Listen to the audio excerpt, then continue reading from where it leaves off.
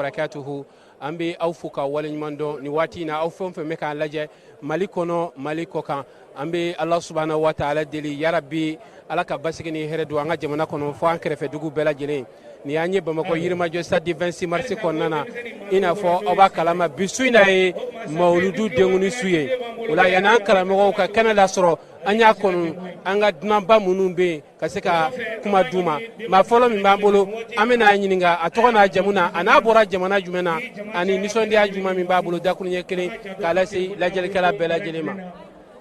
Salam alaikum wa rahmatullahi ta'ala wa barakatuhu. Ne togo Bakari Kamsogo, président national Congo Brazzaville. Alhamdulillah ambora Congo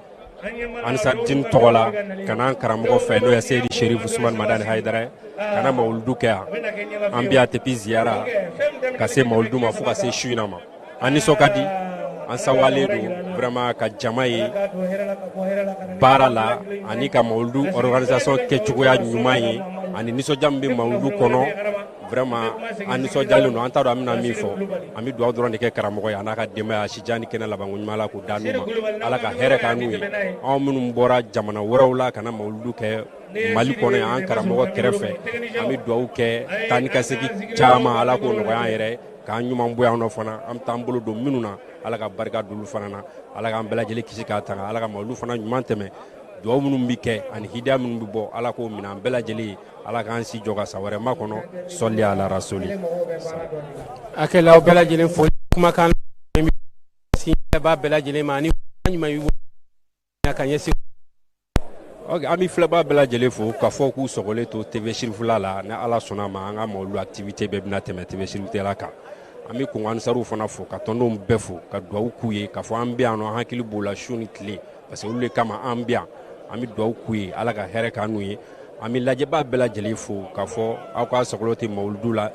Shirifula TV la ne ala ka jen anga mouvement bemna teme TV kan abina ye abina nisoja abikaina fo ibi terrain ona ka soro isigi me ka salon ono mimu keno sababu o Shirifula TV di ami do awde ke ala ka here kan be ala kan bela jeli be sababa ma solli ala rasul. Merci président ambi fo ki walinyundo ibi se ka sigiro la soro ta ambalo denia ka fo enfleni bamako irima jo stade 26 mars konnana ina fanya fa ye chugumina bijuna e mauludu denguni suye suba de do mini abenyene ma islamia konnana fancha manfe o hukumu kono ambado ka fo ma bayiriga de bo jiwere kana mauludu ke a Seydi Cherif Ousmane Madani Haidara fe o hukumu konnana Congo Brazzaville ale présent kofe ambalma flana be ambulu ambalma kay nyinga atogoni a jamuna anabora jamana jumena ani nisondia jumene bala. Assalamu alaikum wa rahmatullahi ta'ala wa barakatuh.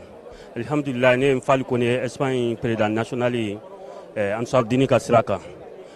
Ami nuso jamina bishuna o ikiraka bangeni Bamako ya stade 26 Mars anga sheku anan karamo no ya Seydi Cherif Ousmane Madani Haidara alaga shijani kenya dama amika ale makono ni wati na sisa akana kana kiraka nuso jani islamau ka nuso jani islamau ka sangrota anuka wasa jirana anso jale no kar ni occasion bayangulo kanga fierté ira kanga nuso jayira kanga dine kanu ira ka donc a fo culture do de bamulo no islamaya yi an karamo nana kana min ye irana ale ta ko fe ni foi wala te min ko donc nuso jabadi bana bi ambo o kenede ka o jara e kosobe folini kuma kunche kuma jimen bi bolo ni wati na kanyesi dien bela jilma ni wati na dien bela jilen be ka anlaje alhamdulillah ami foli mindi dien bela jenema ka fo beni che ire ye kira kanuna ni mawdu bani mama ba ke ambi befo ka duo ke bela jene ka nyini ala fe ankramo bayre no ya Seydi Cherif Ousmane Madani Haidara ala ka me angoro ala ka me nyefe akira ma nyemogo nyumale ala ka ke an yere ka ma ko mogo nyumai ola chika manda ko fo jama islama e oye islama karamo ga la nyini te foye islama beka do dakelen fe ka bo dakelen fe ola mba nyini ala fe ala ko nogoya ani an karamo ye sijani kene ala ko dana ma aka demaya ana yere ana no fe kulu jama ala ko bela jene kolosi ala ka jugu dese ta ala ka hakili nyumandi anuma ka bela jene ka fo arjine kono ala mo kera ni kira kanu solo ala Muhammad wali o kofe amba aw yere fo aka bara nyumange wala aka meja mo amba fo ka utando ka wal nyumando aka ni bara nyumange nna mo do be o maseka nali soro aka do ye ka la jesi sani aw yere de bi ka kɛ sababu ye diɲɛ bɛɛ bi k'an ye sisan o la an b'a fo a ka baara ɲumankɛ la ala ka bolo mɛn a la ala ka sankɔrɔta n'a ye ala ka wasa di an n'aw ma ni kira kanu ye sɔlɔlahi rasululahi wasalim an b'i fo k'i waleɲuman dɔn an y'a ɲɛfɔ aw ye cogo min na k'a fɔ an ka mɔgɔba caman de b'an bolo mun bɔra fan caman fɛ ni ka na mawuludu kɛ an fana karamɔgɔ seyidi sherif usman madan haidara bolo o hukumu kɔnɔna na ayiwa an ka président wɛrɛ b'an bolo a bɛna fɔ an ye a bɔra jamana jumɛn na ani kɛnɛ in nisɔndiya jumɛn de b'a kan nin waati in na président a bɛ cogo di. salamu aleykum wa rahmatulahi taala wa barakatu. Umaru Traoré président national Gabon. Vraiment nisɔndiya b'an na su in na an bɛ mawulu denkuni kɛnɛ de kan nisɔndiya belebeleba de la an bɛ fɔlɔ ka foli k'an karamɔgɔkɛ la n'o ye Sheikh Sirif Usman Madan Haidara. An b'a fɔ ala ka si d'a ma ka kɛnɛya d'a ma ka hakilisigi d'a ma ka labanko ɲuman d'a ma ala k'a ka denbaya ta fanga d'a ma o tɛmɛnen kɔfɛ Jalo vraiment n'an k'an bɛ kuma su in na mawulu yɛrɛ bonya kan bon an tɛ se ka se a bɛɛ ma quoi parce que n'i ye kɛnɛ in lajɛ an b'a fɔ organisation in yɛrɛ de ɲana ka tɛmɛ terrain kɔnɔna kan quoi an tun bɛ sigili min kɛ gazon kɔnɔ i b'a fɔ n'an sigira kɛnɛ kɛrɛfɛla la o de ɲana ka tɛmɛ a kan quoi an bɛ fɔlɔ ka organisateurs de fo u bɛ s'u ka baara la an bɛ foli k'u la kosɛbɛ. Parce que nisɔndiya min bɛ su in na mawulu denkuni kɛnɛ kan n'i ye jama in lajɛ k'a fɔ nin bɛɛ de nanen don ala kama a si mana fɛn ɲini a bɛɛ nana de ala kama o sababu bɔra an karamɔgɔ de la a Sheikh Sirif Usman Madan Haidara nisɔndiya bɛ yen fo ka se a kɛfɛnse la ka tila tuguni journalistes yɛrɛ aw minnu b'an cɛla yaala yaala la aw nisɔndiyalen don aw fari fɔnilen don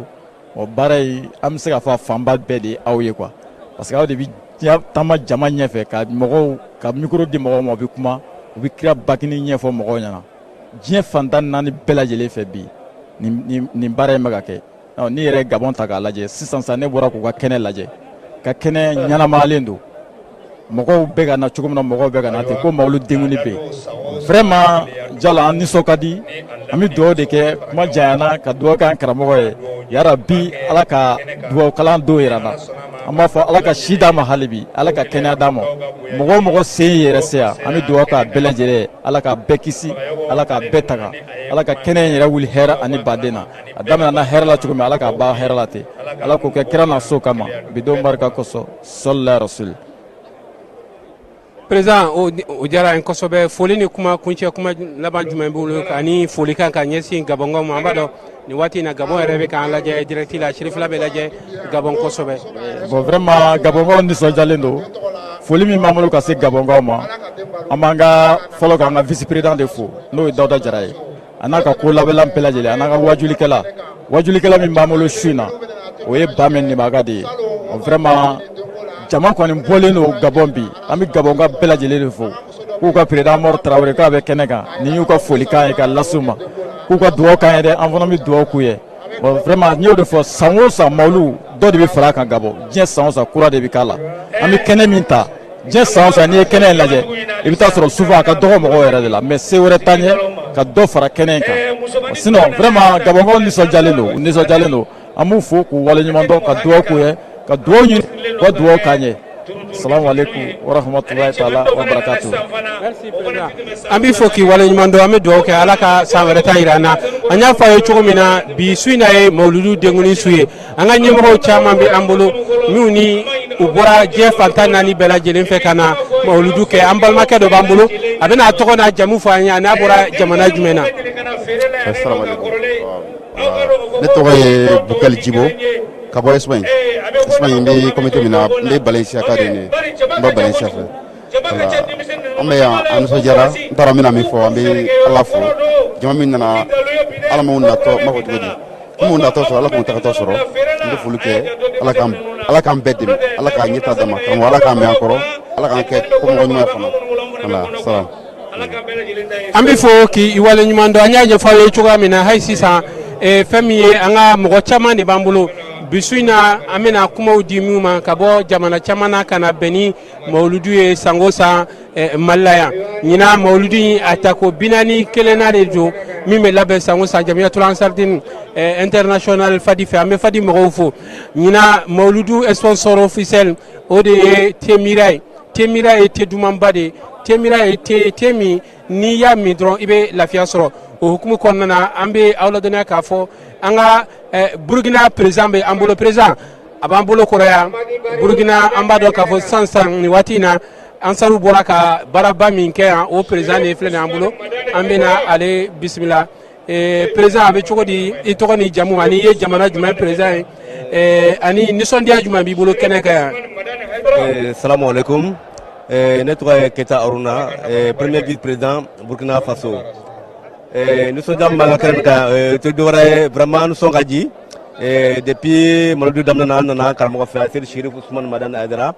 vraiment ka den bangeli kɛ yan an bɛ denkuli kɛnɛ kan sun na o nisɔndiya de b'an na vraiment dantɛ nisɔndiya la an nisɔn tigɛ ji fo ka tɛmɛ an nana an badenw cɛma an nana sinju cɛma ka na Mamadou fêter karamɔgɔ fɛ ka na karamɔgɔ fana ziyara ni nana Mamadou la ka na ɲɛla karamɔgɔ kan o yɛrɛ ko b'ale ye donc nisɔndiya tɛ tɔ to nisɔndiya la donc an bɛ yɔrɔ min na bi nisɔndiya ba de b'an na ka daminɛ don ɲuman na ka na se bi ma vraiment foyi tɛ nisɔndiya kɔ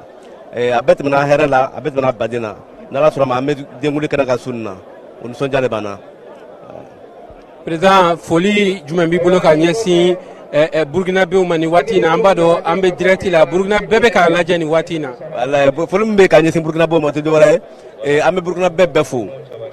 vraiment ka ɲini ala fɛ burukina ala ka basigi komi an b'a ɲini ala fɛ cogo min na ala ka mali basigi ten burukina denw ani burukina ɲɛmɔgɔw an ka foli b'a bɛɛ lajɛlen ye kasatan an ka amsa min bɛ burukina mun ma se ka ɲan sɔrɔ n'o ŋɛnɛ ɲuman bɛ yan an ka foli b'o bɛɛ lajɛlen ye vraiment an bɛ o karama ka ɲini ala fɛ sini kɛnɛ lafiya ala ka di an n'o ma an ka président Ibe an b'a ɲini ala fɛ ala ka mɛn jama ɲɛfɛ ala ka jamana basigi fanga don ani kɔrɔ abiye bɛɛ lajɛlen la o kɔfɛ an bɛ dugawu laban kɛ an ka Chérif Ousmane Madane Aidara n'i y'a ye an bɛɛ ɲɔgɔn sɔrɔ yan a bɛɛ Chérif sababu de ye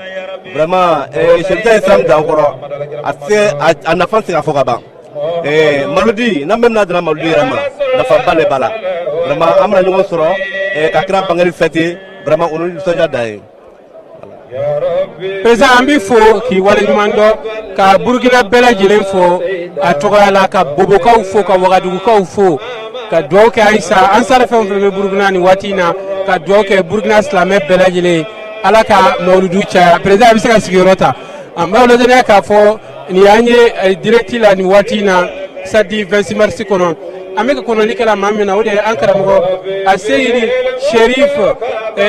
Ahmad Tidiane Haidara ale bɛ sira la ka na ni ala sɔnna a ma sɔɔni a bɛ se an ma yan ni ala ni kira sɔnna a ma an bɛ ka ale de kɔnɔ an bɛ ayisa burukina bɛɛ dɔ b'an bolo yan i tɔgɔ ni jamu ani nisɔndiya jumɛn b'i bolo kɛnɛ in kan. ne tɔgɔ Mande Ismaël ka bɔ Burkina Faso alhamdulilayi vraiment an nisɔn ka di kosɛbɛ nisɔndiya min bɛ se k'a fɔ a tɛmɛna fɔ ma an b'a ɲini Alahu Taala fɛ jama min nana hɛrɛ la cogo min ala ka bɛɛ ɲuman segin hɛrɛ la ka ɲini Alahu Taala fɛ Mawuludu depuis a da min na alhamdulilayi yan taga ni yan taga de don an b'a ɲini Alahu Taala fɛ hali bi toujours ala ka yan tagaw de aw min ye baarakɛlaw k'aw fo k'aw waleɲuman dɔn ka dugawu min kɛ yɛrɛ la karamɔgɔ ala ka ala kisi k'a latanga a n'a ka denbaya bɛɛ ne kanuɲɔgɔn bɛɛ lajɛlen a nisɔn ka di ka tɛmɛ nisɔndiya la an b'a dɔn an bɛ min fɔ kuma tilara an na ka sababuya kɛ nisɔndiya bolo alhamdulilayi rabil alamina ala ka san wɛrɛ d'aw ma ka san hɛrɛw kɛ yan ka sababu ɲuman d'aw ma aw min ye sirifila baarakɛlaw ye an b'aw fo ka waleɲuman dɔn ka tila ka ɲini Alahu Taala ala k'aw fanga se ala kana se maa si dɛsɛ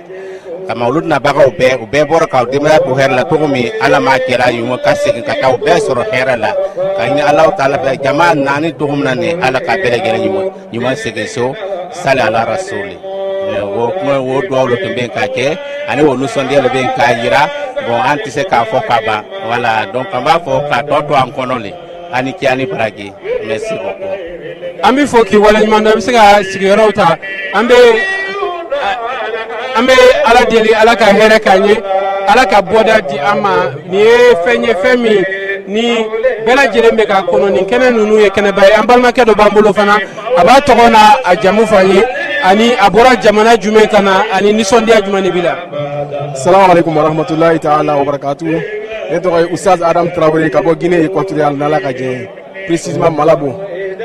o la alhamdulilayi an b'ala fo ka ala waleɲuman dɔn bi an nisɔn ka di kosɛbɛ sabu bi donbaw la belebele dɔ ye ala ka donbaw kɔnɔna na